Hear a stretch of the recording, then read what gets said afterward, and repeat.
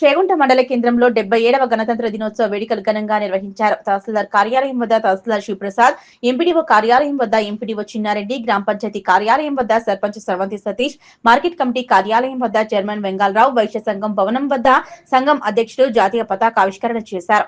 ఈ వివిధ పాఠశాలల్లో పాఠశాలల ప్రధానోపాధ్యాయులు జాతీయ పతాకాన్ని ఆవిష్కరించారు. ఈ సందర్భంగా వారు మాట్లాడుతూ జనవరి 26న గణతంత్ర దినోత్సవంగా పిలుస్తూ జాతీయ జెండాను ఆవిష్కరించడం జరుగుతుందని, రాజ్యాంగం అమల్లోకి వచ్చిన రోజు జనవరి 26 అన్నారు. ఈ కార్యక్రమంలో వివిధ శాఖల అధికారులు, నాయకులు, విద్యార్థులు పాల్గొన్నారు.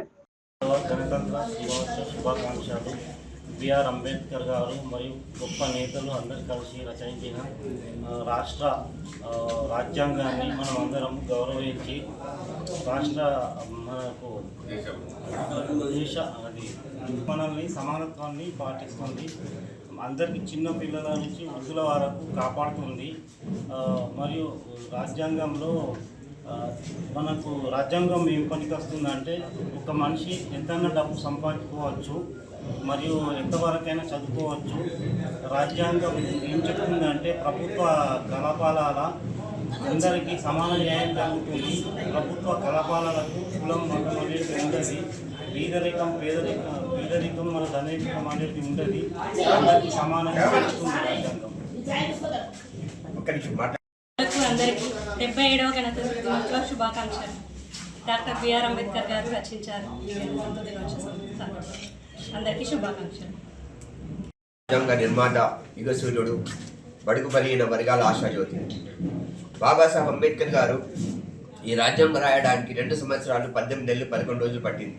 ఈయన రాసిన రాజ్యాంగము 1950 జనవరి 26న అమల్లోకి వచ్చింది. మన ధర్మానికి మరణశాసనంగా రాసిన గొప్ప వ్యక్తి మన బాబాసాహెబ్ అంబేద్కర్ గారు. దేశం కోసం, దేశ ప్రజల కోసం సాంస్కృతిక, సామాజిక, రాజకీయ పరిస్థితులకు అనుగుణంగా దేశ ప్రజల దృష్టిలో పెట్టుకొని అద్భుతమైన రాజ్యాంగం రాశాడు.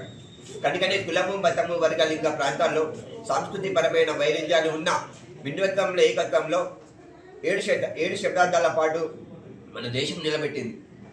ఈయన రాసిన రాజ్యాంగంతోనే చాలా మంది తలరాతలు మారాయి.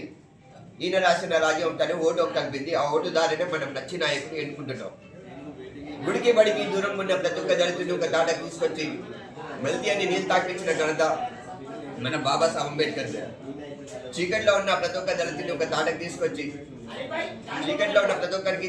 తీసుకొచ్చి ఒక వెలుగు చూపించిన మన బాబాసాహెబ్ అంబేద్కర్ గారికి ఇవే మా నివాళులు అర్పిస్తున్నాం. జై హింద్, జై భారత్, జై భీమ్.